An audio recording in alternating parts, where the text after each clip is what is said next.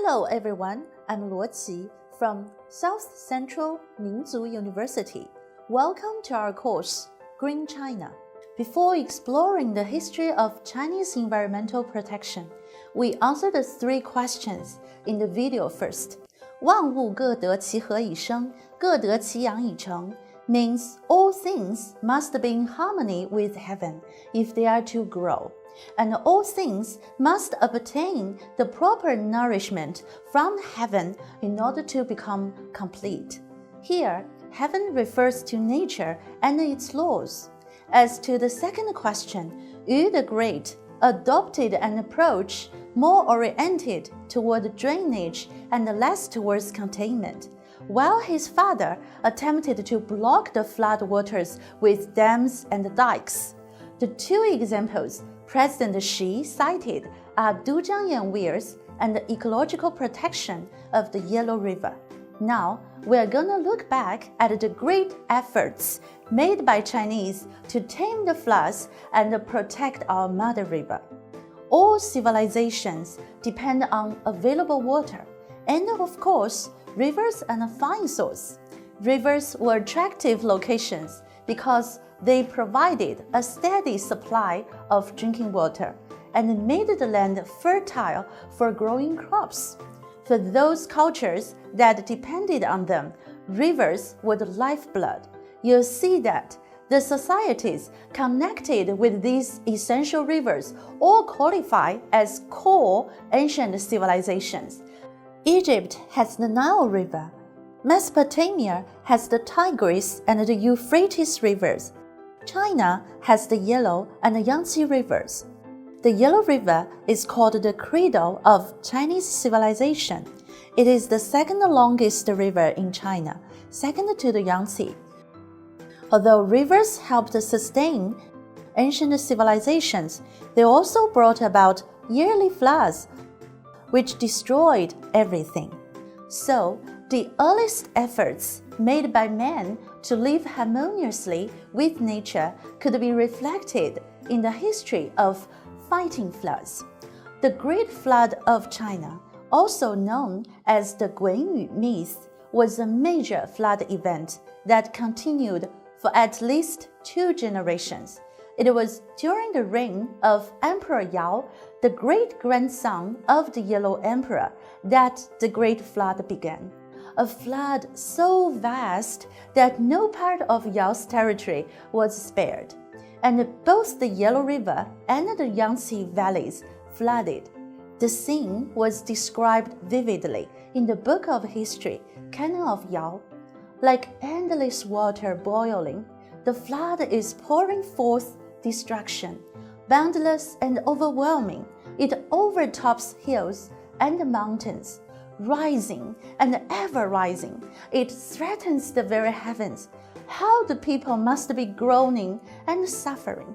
According to the main mythological tradition, Gun's plan of flood control was through the use of a continuously self-expanding soil, xirang. By utilizing the special powers of the magic soil, Gun attempted to block and barricade the flood waters with dams he built. Even after 9 years of the efforts of Gun, the flood continued to rage on, leading to the increase of all sorts of social disorders. Learning from his father's lesson, Yu the Great resorted to digging canals together with widening or deepening existing channels. As is described in the classic of Mountains and Seas, 禹开九州，通九道.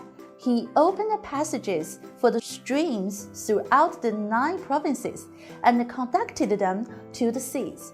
He deepened the channels and conducted them to the streams. After his work in controlling the flood waters, he became sole emperor and went on to found the Xia dynasty.